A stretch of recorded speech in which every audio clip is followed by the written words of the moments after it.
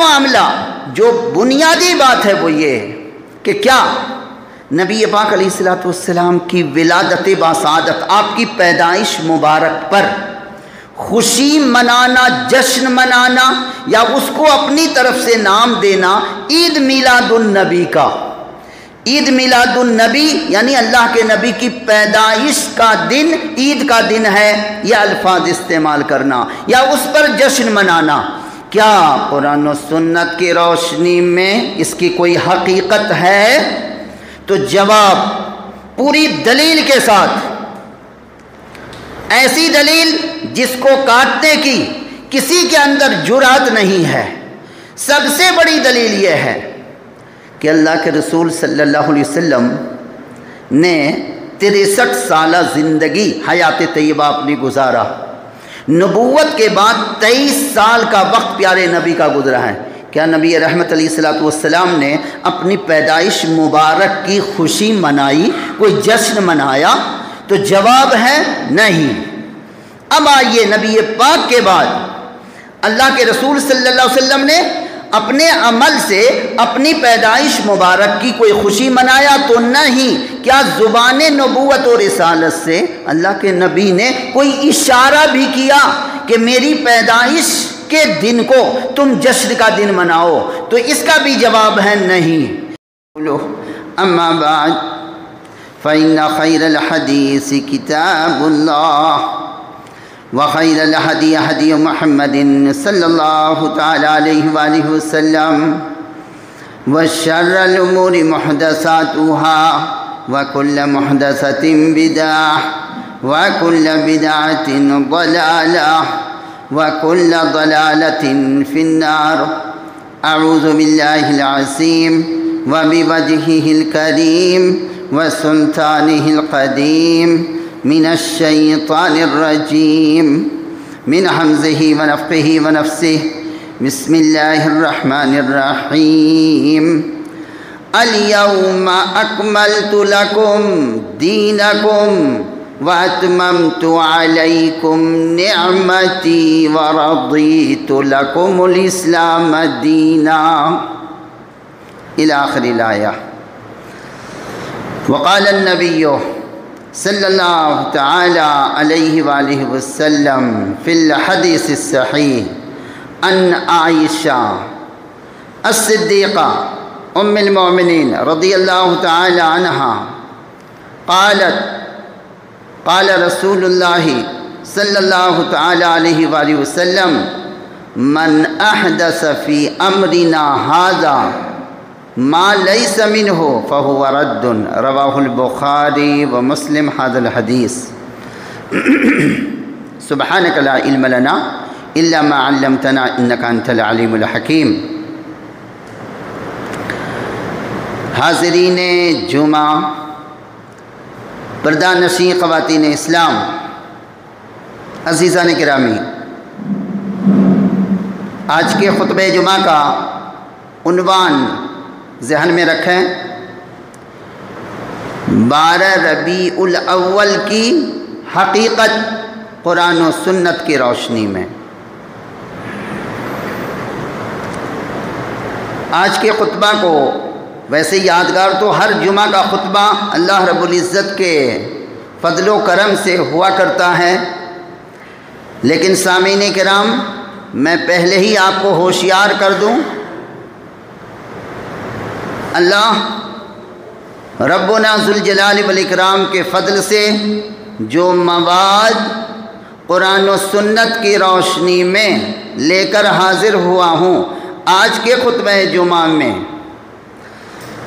ایمان کی کان سے اگر آپ سماعت فرمائیں گے، سنیں گے، دل میں جگہ دیں گے، ذہن نشی فرمائیں گے، عمل کرنے کی کوشش کریں گے، تو مجھے امید نہیں، یقین ہے انشاءاللہ الرحمن اللہ رب العزت آپ کی زندگی میں، آپ کے خاندان والوں کی زندگی میں اور دیگر دوست احباب کی زندگی میں نور ہی نور لائے گا، چونکہ سنت نبوی نور ہے، اس کے مد مقابل، اس کے اپوزٹ ایک چیز ہے جس سے اللہ رب العزت کو اور اس کے رسول پاک صلی اللہ علیہ وسلم کو شدید نفرت ہے، جس کا نام بدعت ہے۔ میں نے قرآن مجید کی ایک آیت کریمہ تلاوت کیا ہے، یاد رکھیں گے۔ سورہ پاک کا نام ہے سورہ مائدہ، آیت نمبر 3، تیسری آیت ہے، بالکل شروع والی آیت ہے، اور یہ قرآن مجید کی یادگار آیات قرآنی میں سے ہے۔ اس سلسلے میں چونکہ ہمارے عنوان کا، ہمارے موضوع کا بیس، بنیاد یہ آیت کریمہ ہے، اور دیگر اور بھی آیات بیان کے دوران آئیں گے، لیکن یہ بیس ہے، اس کو غور سے سنیں۔ اللہ رب ذوالجلال والاکرام ایک اعلان فرماتے ہیں، بڑا عظیم الشان اعلان ہے۔ عظیم الشان رب کا اعلان بھی عظیم الشان، دن بھی عظیم الشان ہے۔ رب ذوالجلال عظیم الشان، اس نے اپنے عظیم الشان رسول حضرت محمد مصطفیٰ صلی اللہ علیہ وآلہ وسلم کے وسیلے سے ایک عظیم الشان دن ہے، عید کا دن ہے، بڑی عید کا دن ہے، میدان عرفات ہے، مکہ معظمہ کا شہر پاک ہے۔ تقریباً 1.5 لاکھ صحابہ نبی رحمت کے سامنے میدان عرفات میں موجود ہے۔ عصر اور مغرب کے درمیان کا وقت ہے۔ رب ذوالجلال قرآن مجید کی سورہ مائدہ کی آیت نمبر 3، جس کی تلاوت ابھی میں نے خطبہ مسنونہ کے بعد کیا ہے، یہ آیت کریمہ نازل فرما کر ساری کائنات والوں کو عموماً اور ایمان والے مرد و خواتین کو خصوصاً اپنا حکم سنا دیا، بلکہ بشارت، خوشخبری، ایک مژدہ سنایا۔ نبی پاک اعلان کر دو میرے بندوں میں، الیوم، آج کے دن، میں نے اکملت لکم دینکم، تمہارے دین کو مکمل کر دیا، اس کی تکمیل فرما دی۔ تشریح بعد میں ہوگی، ترجمہ سماعت فرما لیں۔ آج کے دن میں نے تمہارے لیے تمہارے دین کو مکمل کر دیا۔ الیوم اکملت لکم دینکم واتممت علیکم نعمتی، اور میں نے ساری نعمتیں، سارے احسانات جو تم پر کرنے تھے، وہ سارے احسان کو میں نے پوری کر دیا، اس کو بھی مکمل کر دیا۔ واتممت علیکم نعمتی، اپنے سارے احسان، ساری نعمتوں کو پوری فرما دیا۔ اور لاسٹ میں مالک کائنات فرماتے ہیں وَرَضِيتُ لَكُمُ الْإِسْلَامَ دِينًا، اور میں نے بحیثیت دین کے اسلام کو تمہارے لیے پسند کر لیا۔ اس آیت کریمہ کے شان نزول میں امام بخاری، امام مسلم علیہ الرحمۃ والرضوان، حدیث پاک نمبر بھی آپ یاد رکھیں گے، ایک یہودی عالم حضرت عمر رضی اللہ تعالیٰ عنہ کی خدمت میں پہنچتا ہے، اور بڑا عالم تھا وہ، اور کہتے ہیں وہ، اے امیر المومنین، آپ کے قرآن حکیم میں ایک آیت کریمہ ہے، اگر وہ آیت ہمارے اوپر نازل ہوئی ہوتی، یعنی یہودی قوم کے اوپر، تو ہم اس دن کو عید کا دن بنا لیتے، خوشی کا دن۔ حضرت عمر رضی اللہ عنہ نے پوچھا کہ اے عالم دین، تم یہ بتاؤ کون سی آیت ہے؟ فرمایا سورہ مائدہ کی 3 آیت، الیوم اکملت لکم دینکم۔ حضرت عمر رضی اللہ تعالیٰ عنہ نے مسکرا کر کے فرمایا، میں بذات خود موجود تھا۔ اے عالم دین سنو، اللہ رب العزت نے یہ آیت کریمہ ہمارے قرآن حکیم میں عید ہی کے دن نازل فرمایا، چونکہ جمعۃ المبارک کا دن تھا، اور ہمارے نبی میدان عرفات میں سارے صحابہ کو خطاب فرما رہے تھے۔ دین کا مکمل ہونا یہ الگ سے اسپیشل اللہ تعالیٰ کا ایک بہت بڑا انعام اس امت مسلمہ کے اوپر ہے۔ حدیث پاک نمبر ہے 317 بخاری شریف، اور مالک کائنات نے یہ آیت کریمہ نازل فرما کر خوشخبری جو سنایا، اس پر امت مسلمہ کو کتنی خوشی کا اظہار کرنا چاہیے، کتنا اپنے رب کا شکرانہ ادا کرنا چاہیے یہ ہم میں سے ہر فرد جانتا ہے۔ اب آئیے اس آیت کریمہ کو بیس بنا کر میں پوائنٹ نمبر 1 آپ کے سامنے ذکر کرتا ہوں۔ آج کی تاریخ میں 12 ربیع الاول ہر مسلمان کس و ناکس کو سب کو معلوم ہے، چھوٹے بڑے بوڑھے جوان عورت مرد، کہ اللہ رب العزت نے اپنے نبی کو پیدا فرمایا، یعنی ولادت باسعادت ہوئی اسی مبارک مہینے میں۔ لیکن تاریخ کے بارے میں بہت سارے لوگ کنفیوز ہیں۔ 12ویں ربیع الاول پر اتفاق نہیں ہے مورخین کا، یعنی ہسٹورین جو اسلام کے ہیں۔ پیارے نبی کی وفات مبارک، وہ موت جو ہوئی ہے وہ تو نبی پاک کی 12ویں ربیع الاول کو ہوئی ہے، لیکن ولادت باسعادت کے بارے میں مسلمانوں یاد رکھنا اس میں اختلاف ہے۔ 9 ربیع الاول یا 12ویں ربیع الاول، یہ دونوں میں اختلاف ہے۔ تو 9 بھی ہو سکتی ہے، بہرحال جو ہو 9 ہو 12 ہو، یہ اللہ رب العزت کو پتہ ہے۔ اصل معاملہ جو بنیادی بات ہے وہ یہ کہ کیا نبی پاک علیہ السلام کی ولادت باسعادت، آپ کی پیدائش مبارک پر خوشی منانا، جشن منانا، یا اس کو اپنی طرف سے نام دینا عید میلاد النبی کا، عید میلاد النبی یعنی اللہ کے نبی کی پیدائش کا دن عید کا دن ہے، یہ الفاظ استعمال کرنا یا اس پر جشن منانا، کیا قرآن و سنت کی روشنی میں اس کی کوئی حقیقت ہے؟ تو جواب پوری دلیل کے ساتھ، ایسی دلیل جس کو کاٹنے کی کسی کے اندر جرات نہیں ہے۔ سب سے بڑی دلیل یہ ہے کہ اللہ کے رسول صلی اللہ علیہ وسلم نے 63 سالہ زندگی حیات طیبہ اپنی گزارا، نبوت کے بعد 23 سال کا وقت پیارے نبی کا گزرا ہے۔ کیا نبی رحمت علیہ السلام نے اپنی پیدائش مبارک کی خوشی منائی، کوئی جشن منایا؟ تو جواب ہے نہیں۔ اب آئیے نبی پاک کے بعد اللہ کے رسول صلی اللہ علیہ وسلم نے اپنے عمل سے اپنی پیدائش مبارک کی کوئی خوشی منایا تو نہیں۔ کیا زبان نبوت و رسالت سے اللہ کے نبی نے کوئی اشارہ بھی کیا کہ میری پیدائش کے دن کو تم جشن کا دن مناؤ؟ تو اس کا بھی جواب ہے نہیں۔ اب آئیے نبی پاک کے بعد حضرات خلفائے راشدین رضی اللہ تعالیٰ عنہم اجمعین 4 خلیفہ ہیں۔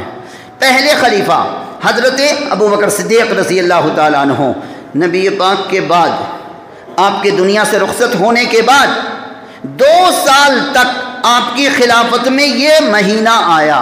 کیا حضرت ابو بکر رضی اللہ تعالیٰ عنہ نے کوئی جشن منایا؟ جبکہ حکومت آپ کی، سلطنت آپ کی، آپ امیر المومنین ہیں، صحابہ کرام ہیں، کیا انہوں نے کوئی جشن کی محفل قائم کیا یا کوئی میلہ لگایا یا جشن کی کوئی محفل قائم کیا؟ تو 2 بار حضرت ابو بکر رضی اللہ تعالیٰ کے دور خلافت میں یہ مہینہ آیا، آپ نے کوئی جشن نہیں بنایا۔ 10 مرتبہ حضرت عمر رضی اللہ تعالیٰ عنہ کے دور خلافت میں یہ مبارک مہینہ آیا، لیکن آپ نے کوئی جشن نہیں منایا۔ حضرت عثمان غنی تیسرے خلیفہ اسلام ہیں، ان کے دور میں 12 مرتبہ کیا آیا؟ یہ مبارک مہینہ آیا اور یہ تاریخ آئی، لیکن آپ نے کوئی جشن نہیں منایا۔ اسی طریقے سے حضرت علی رضی اللہ عنہ کے دور خلافت میں 5 بار یہ مبارک مہینہ آیا، آپ نے کوئی جشن نہیں منایا۔ حضرت امیر معاویہ رضی اللہ عنہ کے دور میں 19 بار 19 مرتبہ یہ مبارک مہینہ آیا، یہ تاریخ آئی، آپ نے کوئی جشن نہیں منایا۔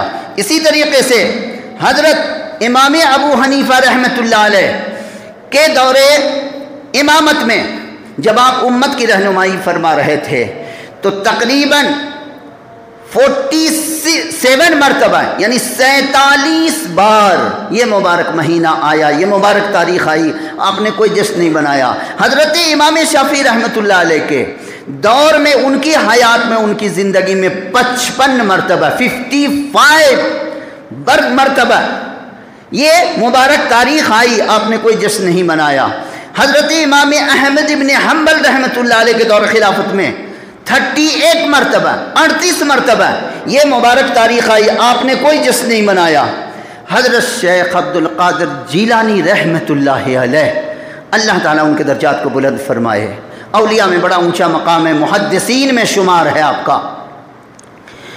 ان کے دور خلاف، ان کے زندگی میں 60 مرتبہ، ایک دو بار نہیں 60 بار یہ مبارک تاریخ آئی، لیکن انہوں نے جشن نہیں منایا۔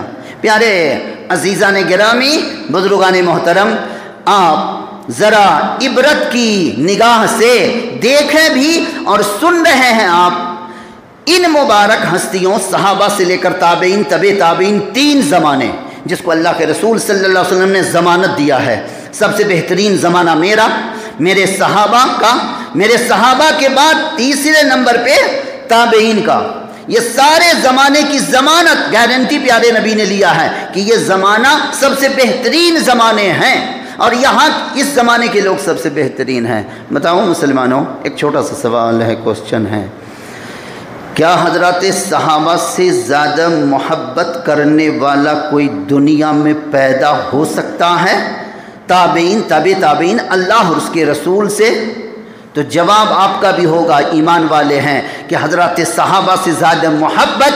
اور تم ہم کیا بولو گے؟ قرآن کی شہادت ہے، رب کی شہادت ہے، رب نے گواہی قرآن میں دیا ہے کہ مجھ سے، میرے رسول سے سب سے زیادہ محبت کرنے والی جماعت کا نام ہے جماعت صحابہ۔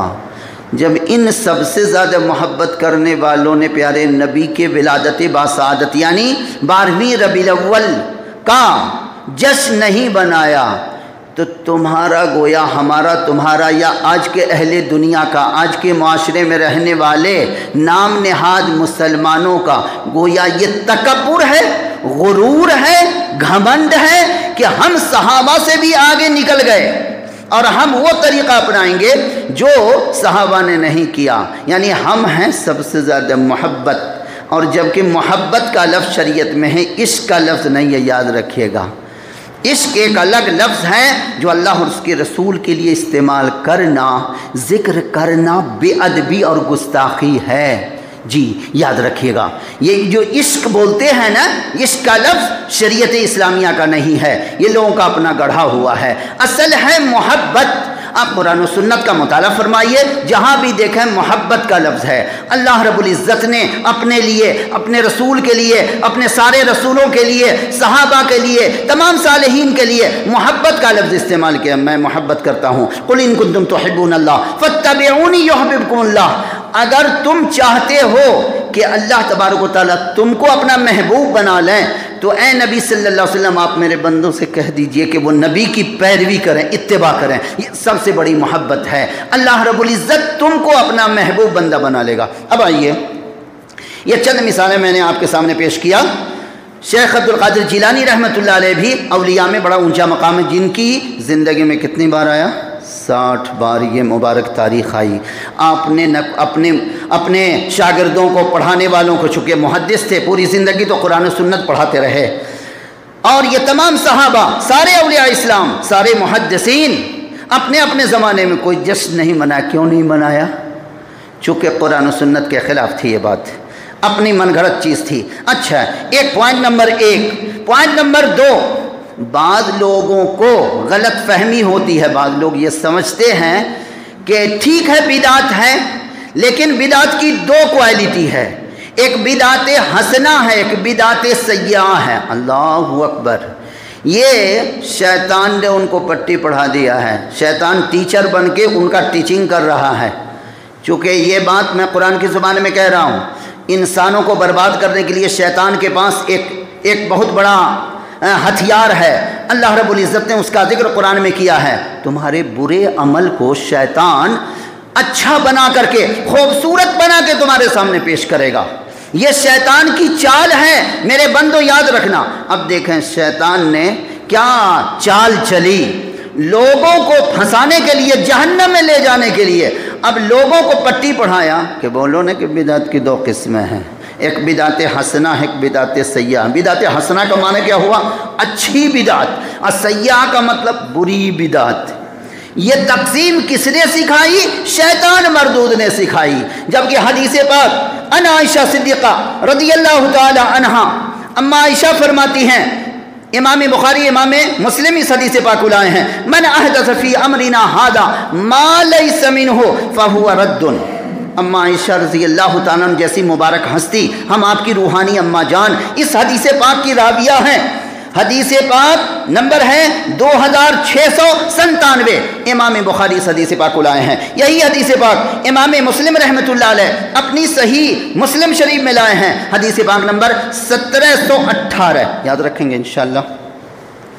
حدیث پاک کا ترجمہ سنیں۔ اما عائشہ فرماتی ہیں، میرے نبی نے فرمایا صلی اللہ علیہ وسلم، جو ہمارے اس دین میں یعنی دین اسلام میں، میری سیرت میں، میرے دین میں، میری شریعت میں ایسی نئی بات پیدا کرے، گڑھے، اس کو ایجاد کرے، اس کو رائج کرے، جو ہمارے اس دین اور شریعت میں اللہ اور اس کے رسول کی طرف سے نہیں ہے، فہو رد، اس پر اللہ کی لعنت ہے، مردود ہے، وہ اللہ اور اس کے رسول کی لعنت ہے اس پر۔ تو جب اس کام پر، اس طرز عمل پر لعنت ہوگی عزیزان گرامی، بزرگان محترم، تو ظاہر سی بات ہے جو انجام دے گا وہ بھی ملعون ہوگا، وہ بھی رجیم ہوگا، ملعون ہوگا، چونکہ جب وہ کام ملعون ہے تو کرنے والا بھی ملعون ہے۔ اب آئیے آپ کو کہیں پر کچھ امام مسلم رحمۃ اللہ علیہ دوسری روایت یہی لاتے ہیں، من عمل عملا لیس علیہ امرنا فہو رد، حدیث پاک نمبر 1718۔ امام مسلم دوسری روایت میں لاتے ہیں کہ اللہ کے رسول صلی اللہ علیہ وسلم نے فرمایا، جس نے ایسا کام دین میں نیا کام ایجاد کیا، نیکی سمجھ کے لوگوں کو دعوت دیا، خود بھی کیا، جس پر ہمارا یعنی اللہ اور اس کے رسول کا حکم نہیں ہے، وہ بظاہر دیکھنے میں نیک لگے لیکن وہ کام بدعت ہے، اور کل بدعت ضلالہ وکل ضلالۃ فی النار۔ یاد رکھیے گا، یہ شیطان کی جو چالیں ہیں، جو لوگوں کو اپنا چیلا بنایا ہے، اس نے وہ گروہ بن کر کے لوگوں کو دعوت دے رہا ہے، یہ شیطان کی وہی چال ہے جو اللہ رب العزت نے قرآن حکیم میں بیان کیا، وَزَيَّنَ لَهُمُ الشَّيْطَانُ أَعْمَالَهُمْ۔ شیطان انسان کے برے کام کو خوبصورت مزین بنا کے اس کی آنکھوں کے سامنے پیش کرتا ہے۔ ایک کون مولوی کہتا ہے، کون سی قرآن کی آیت میں ہے کہ یہ خراب کام ہے، یہ جہنم میں لے جانے والا کام ہے؟ نہیں، ان لوگوں کو کہنے دو، تم کیے جاؤ، یہ شیطان کی چال ہے۔ اور اس چال کو کون سمجھے گا؟ جو سچا قرآن و سنت پر عمل کرنے کا عزم رکھتا ہے اور پختہ ارادہ عزم رکھتا ہے اور توحید خالص کا حقیقت میں شیدائی ہے۔ ورنہ شیطان تو اپنا کام کر کے نکل گیا، اور آج کی تاریخ میں آپ دیکھیں امت مسلمہ کہاں جا رہی ہے۔ ایک خاص حدیث پاک یاد رکھیں گے، نبی پاک علیہ الصلوۃ والسلام، یہ حدیث پاک امام بخاری لاتے ہیں، حضرت ابو سعید خدری رضی اللہ تعالیٰ عنہ بڑے جلیل القدر صحابی ہیں، پیارے نبی سے ایک حدیث پاک نقل کرتے ہیں، لَتَتَّبِعُنَّ سُنَنَ مَنْ قَبْلَكُمْ شِبْرًا بِشِبْرٍ ذِرَاعًا بِذِرَاعٍ۔ یہ حدیث پاک امام بخاری علیہ رحمت لاتے ہیں، امام مسلم بھی، حدیث پاک نمبر 3456 ہے بخاری شریف میں، اور مسلم شریف میں 2669 نمبر کی حدیث پاک ہے۔ حدیث پاک کا ترجمہ سماعت فرمائیے۔ نبی پاک علیہ الصلوۃ والسلام نے بڑے افسوس کرتے ہوئے فرمایا، اے میرے صحابہ، میری امت یہود و نصارہ کی پیروی کرے گی، یعنی اس کے قدم بقدم چلے گی۔ مسلمانوں، صحابہ نے پوچھا، یا رسول اللہ، آپ کی امت ان کے قدم بقدم چلے گی؟ کہا اتنے قدم بقدم چلے گی، ان کی اتباع کرے گی، ان کی پیروی کرے گی۔ پیروی کا مطلب سمجھ لیجئے، اپنی زبان میں کہہ رہا ہوں، ان کا کلچر اپنائے گی، ان کی تہذیب کو محبوب بنائے گی۔ آج مسلمانوں، چونکہ ٹائم بہت کم ہے، میں اشارہ کرتا ہوں، کرسمس ڈے ہوتا ہے عیسائیوں میں، کرسچن میں، دیکھو کتنی گھٹیا حرکت، کیسی بد اخلاقی اس امت میں آ گئی۔ کرسمس ڈے مناتی ہے کون؟ کرسچن قوم۔ کس میں؟ 25 وہ دسمبر کے مہینے میں کیا مناتی ہے؟ کیا منانا ہے ان کا؟ حضرت عیسیٰ علیہ السلام کی تاریخ پیدائش مناتی ہے۔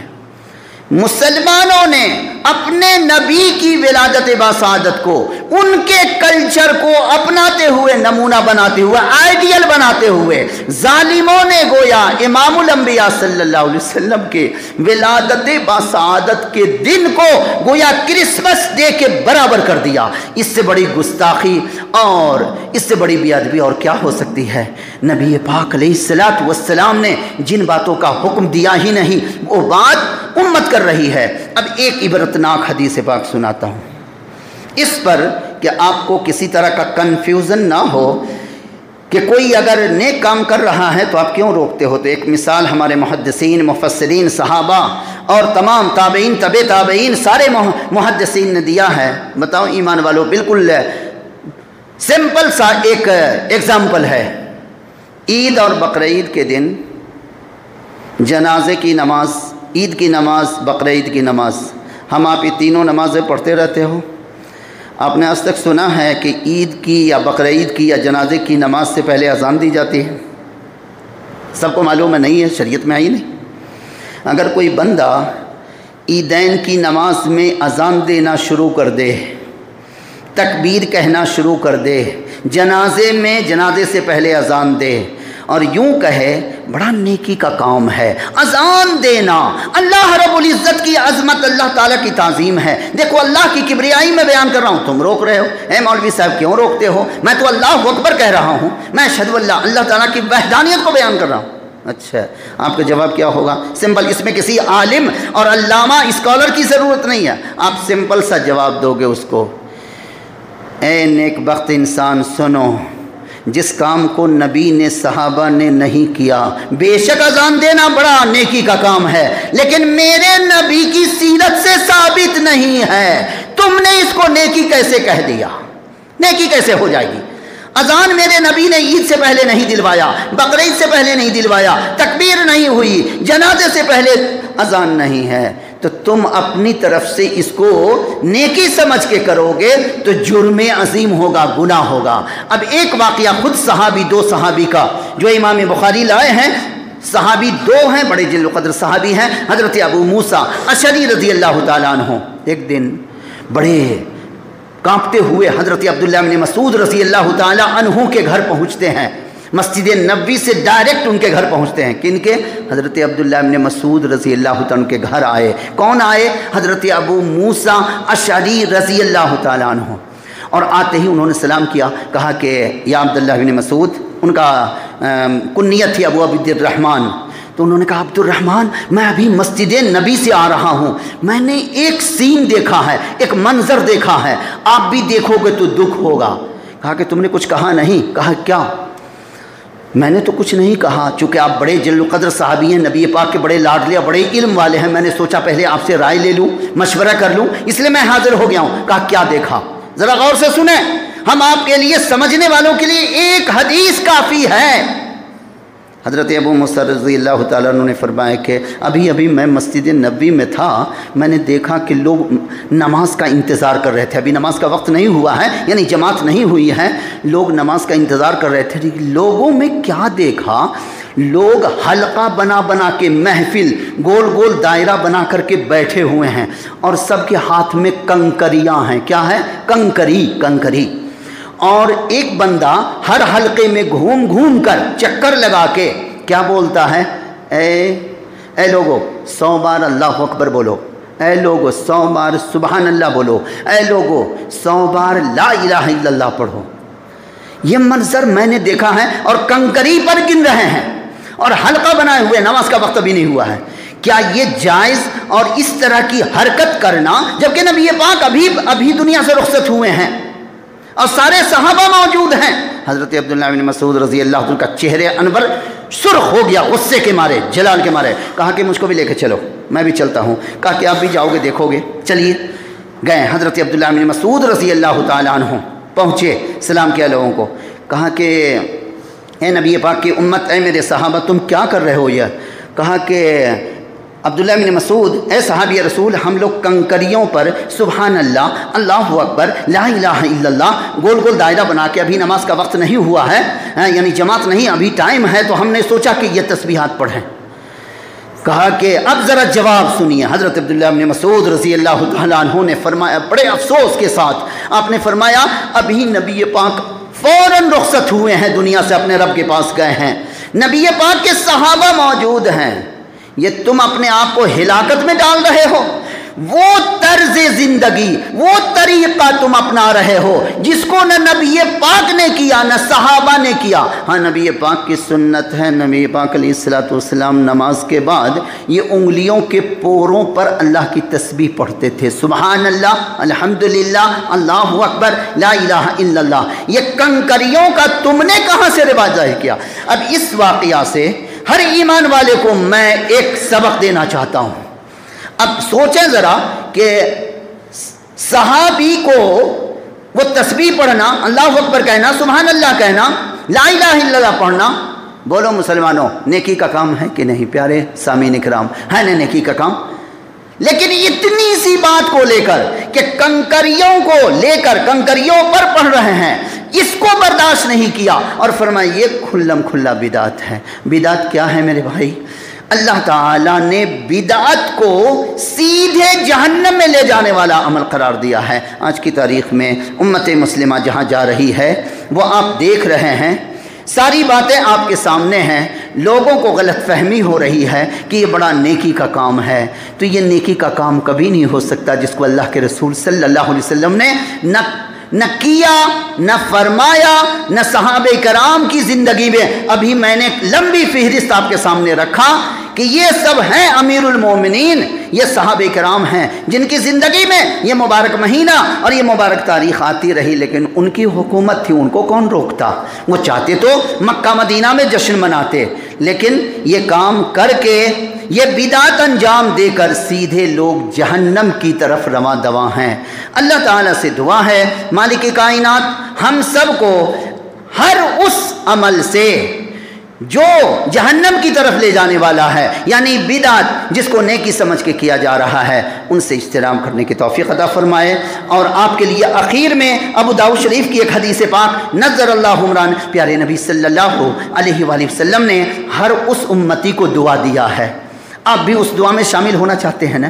حدیث پاک کا ترجمہ سنیے، اللہ کے رسول فرماتے ہیں اللہ ہر میرے اس امتی کے چہرے کو ہمیشہ حسین و جمیل رکھنا، تر و تازہ رکھنا، جو اپنے نبی کی حدیث کو غور سے سنے اور دل میں جگہ دے اور اس پر عمل کرنے کی کوشش کرے، فبلغہ، کوشش کرے کہ عمل کے بعد دوسروں تک اس کی دعوت کو پہنچائے۔ آپ بھی اس میں شامل ہو جائیں اور یہ جو شیطان کی چالیں ہیں اس سے لوگوں کو بچانے کی کوشش کریں حتی الامکان۔